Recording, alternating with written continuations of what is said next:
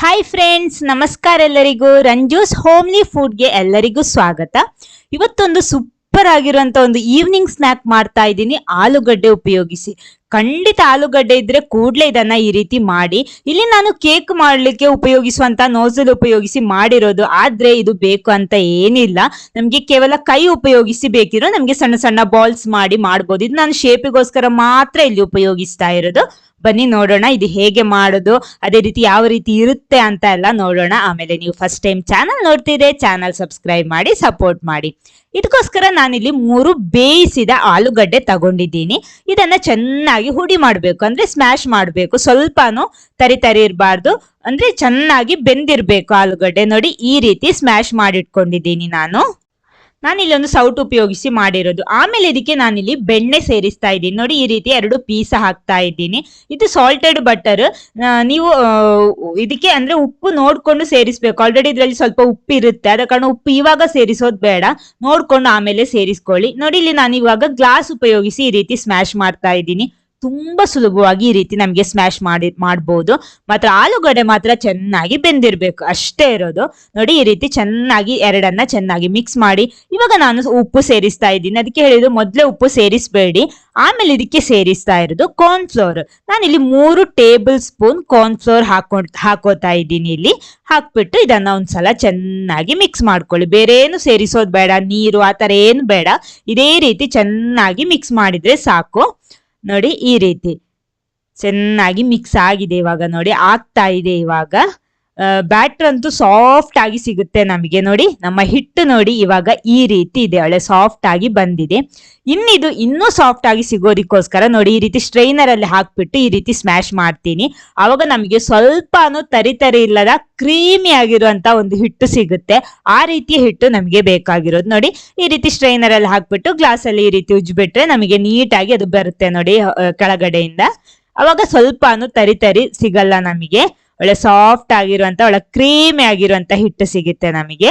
ನೋಡಿ ಸ್ವಲ್ಪ ಸ್ವಲ್ಪ ಹಾಕ್ಬಿಟ್ಟು ಗ್ಲಾಸ್ ಅಲ್ಲಿ ಈ ರೀತಿ ಮಾಡ್ಬಿಟ್ರೆ ಆಯ್ತು. ನೋಡಿ ಆಮೇಲೆ ಇಲ್ಲಿ ನಮ್ಗೆ ಚಾಕು ಉಪಯೋಗಿಸಿ ಇದನ್ನ ತೆಗಿಬಹುದು. ನೋಡಿ ಇವಾಗ ಎಲ್ಲ ಇದೇ ರೀತಿ ಮಾಡಿಟ್ಕೊಂಡಿದ್ದೀನಿ. ನೋಡಿ ಎಲ್ಲ ರೆಡಿ ಆಗಿದೆ. ನೋಡಿ ಇವಾಗ ನೋಡಿ ಇದು ನೋಡೋದಿಕ್ಕೂ ತುಂಬಾ ಚೆನ್ನಾಗಿದೆ. ನೋಡಿ ಈ ರೀತಿ ಇದೆ. ಒಂದು ಚಾಕು ಉಪಯೋಗಿಸಿ ಇದನ್ನ ಈ ರೀತಿ ತೆಗ್ಬಿಟ್ರೆ ಆಯ್ತು. ಒಳ್ಳೆ ಸಾಫ್ಟ್ ಕ್ರೀಮಿ ಆಗಿರುವಂತ ನಮ್ಮ ಆಲೂಗಡ್ಡೆಯ ಹಿಟ್ಟು ಇಲ್ಲಿ ರೆಡಿ ಆಗಿದೆ. ನೋಡಿ ಇನ್ನಿದನ್ನ ಒಂದ್ಸಲ ಚೆನ್ನಾಗಿ ಮಿಕ್ಸ್ ಮಾಡ್ಬೇಕು. ಎಲ್ಲ ಹಾಕೊಂಡಿದ್ದೀನಿ. ಇವಾಗ ಒಂದ್ಸಲ ಚೆನ್ನಾಗಿ ಪುನಃ ಒಂದ್ಸಲ ಮಿಕ್ಸ್ ಮಾಡ್ಕೊಳ್ಳಿ. ಅವಾಗ ಪುನಃ ಸಾಫ್ಟ್ ಆಗಿ ಸಿಗುತ್ತೆ ನಮಗೆ. ಎಲ್ಲ ಒಂದ್ಸಲ ಮಿಕ್ಸ್ ಮಾಡ್ಕೊಳ್ಳಿ. ನೋಡಿ ಈ ರೀತಿ ನೋಡುವಾಗ್ಲೇ ನಿಮ್ಗೆ ಗೊತ್ತಾಗುತ್ತೆ ಇದು ಎಷ್ಟೊಂದು ಸಾಫ್ಟ್ ಆಗಿದೆ ಅಂತ. ಒಳ್ಳೆ ಬೆಣ್ಣೆ ತರ ಇದೆ. ನೋಡಿ ಈ ರೀತಿ ಮಾಡ್ಕೊಳ್ಳಿ. ಕರೆಕ್ಟ್ ಆಗಿ ಗ್ಲಾಸ್ ಉಪಯೋಗಿಸಿ ಬೇಕಿದ್ರು ಮಾಡ್ಬೋದು. ಇನ್ನದು ಚೆನ್ನಾಗಿ ಮಿಕ್ಸ್ ಮಾಡಿದ್ರೆ ಸಾಕು. ನೋಡಿ ಎಷ್ಟೊಂದು ಸಾಫ್ಟ್ ಆಗಿದೆ ಅಂತ ನಮ್ಮ ಹಿಟ್ಟು. ಇನ್ನು ನಾನಿಲ್ಲಿ ನಾವು ಕೇಕ್ ಮಾಡುವಾಗ ಉಪಯೋಗಿಸುವಂತ ನೋಸಲ್ ಉಪಯೋಗಿಸಿ ಮಾಡ್ತಾ ಇರೋದು. ಇದನ್ನೊಂದು ಗ್ಲಾಸ್ ಒಳಗಡೆ ಇಟ್ಟು ಇದ್ರೊಳಗಡೆ ಹಿಟ್ಟು ತುಂಬಿಸ್ತೀನಿ. ಇದು ಇಲ್ಲ ಅಂದ್ರೆ ನಿಮ್ಗೆ ಕೈಯಲ್ಲಿ ಸಣ್ಣ ಸಣ್ಣ ಬಾಲ್ಸ್ ಮಾಡಿ ಇದನ್ನ ಫ್ರೈ ಮಾಡ್ಬೋದು. ಇದು ನಾನು ಪುನಃ ಹೇಳ್ತೀನಿ, ಜಸ್ಟ್ ಶೇಪ್ ಮಾಡೋದಕ್ಕೋಸ್ಕರ ಮಾತ್ರ ಮಾಡ್ತಾ ಇರೋದು. ಇನ್ನು ಇದು ಇಲ್ಲ ಅಂತೇಳಿ ಈ ರೆಸಿಪಿ ಮಾಡದೇ ಇರಬೇಡಿ. ನೋಡಿ ಈ ರೀತಿ ನಾನೊಂದು ಬಾಳೆ ಎಲೆಯಲ್ಲಿ ಮೊದಲು ಈ ರೀತಿ ಮಾಡಿಬಿಟ್ಟು ಆಮೇಲೆ ಇದನ್ನ ಫ್ರೈ ಮಾಡ್ತೀನಿ. ಅಂದ್ರೆ ನಮ್ಗೆ ನೇರವಾಗಿ ಎಣ್ಣೆಗೆ ಹಾಕ್ಬಿಟ್ಟು ಈ ರೀತಿ ಫ್ರೈ ಮಾಡೋದಿಕ್ಕಾಗಲ್ಲ, ಯಾಕಂದ್ರೆ ಆ ಶೇಪ್ ಸಿಗಲ್ಲ. ನೋಡಿ ಈ ರೀತಿ ಮಾಡ್ಬಿಟ್ಟು ಇದನ್ನ ತೆಗೆದು ಫ್ರೈ ಮಾಡಿದ್ರೆ ಆಯ್ತು. ನಿಮ್ಗೆ ಯಾವ ಶೇಪ್ ಅಲ್ಲಿ ಬೇಕಿದ್ರು ಇದನ್ನ ಮಾಡಬಹುದು. ಸ್ವಲ್ಪ ದೊಡ್ಡ ದೊಡ್ಡಕ್ಕೆ ಮಾಡಿ, ಯಾಕಂದ್ರೆ ಹಿಟ್ಟು ತುಂಬಾನೇ ಸಾಫ್ಟ್ ಆಗಿರುತ್ತೆ. ಆದ ಕಾರಣ ಸಣ್ಣ ಸಣ್ಣ ಮಾಡಿದ್ರೆ ಅದು ಬ್ರೇಕ್ ಆಗೋ ಚಾನ್ಸ್ ಇರುತ್ತೆ. ನೋಡಿ ಈ ರೀತಿ ಎಣ್ಣೆ ಫ್ರೈ ಮಾಡೋದಿಕ್ಕೆ ಇಟ್ಟಿದ್ದೇನೆ, ಅದರಲ್ಲಿ ಫ್ರೈ ಮಾಡ್ತಾ ಇದ್ದೀನಿ. ಒಂದೊಂದೇ ಹಾಕ್ಬಿಟ್ಟು ಈ ರೀತಿ ಫ್ರೈ ಮಾಡ್ಕೊಳ್ಳಿ ನಿಧಾನಕ್ಕೆ. ಆಮೇಲೆ ಇದು ಹಾಕಿದ ಕೂಡಲೇ ನೀವು ಇದಕ್ಕೆ ಸೌಟ್ ಹಾಕೋಬಾರ್ದು, ಯಾಕಂದ್ರೆ ನಾನು ಮೊದಲೇ ಹೇಳಿದ್ದೀನಿ ಹಿಟ್ಟು ತುಂಬಾನೇ ಸಾಫ್ಟ್ ಆಗಿರುತ್ತೆ. ಫ್ರೈ ಆಗೋದಕ್ಕಿಂತ ಮುಂಚೆ ನೀವು ಸೌಟ್ ಹಾಕ್ಬಿಟ್ರೆ ಅದು ಬ್ರೇಕ್ ಆಗುತ್ತೆ, ನಿಮಗೆ ಕರೆಕ್ಟ್ ಶೇಪ್ ಸಿಗಲ್ಲ. ಸ್ವಲ್ಪ ಫ್ರೈ ಆದ್ಮೇಲೆ ಇದನ್ನ ಈ ರೀತಿ ತೆಗೆದು ತಿರುಗಿಸಿ ಹಾಕ್ಬಿಟ್ರೆ ಆಯ್ತು. ನೋಡಿ ವಾವ್ ಈ ರೀತಿ ಇದೆ. 2 ಬದಿ ಕೂಡ ಚೆನ್ನಾಗಿ ಫ್ರೈ ಆಗ್ಬೇಕು, ಒಳ್ಳೆ ಕೆಂಪು ಕಲರ್ ಬರಬೇಕು. ನೋಡಿ ಒಳ್ಳೆ golden colour, dark golden colour ಬರಬೇಕು. ನೋಡಿ ಈ ರೀತಿ 2 ಬದಿ ಕೂಡ ತಿರುಗಿಸಿ ತಿರುಗಿಸಿ ಹಾಕ್ಬಿಟ್ಟು ಫ್ರೈ ಮಾಡ್ಕೊಳ್ಳಿ.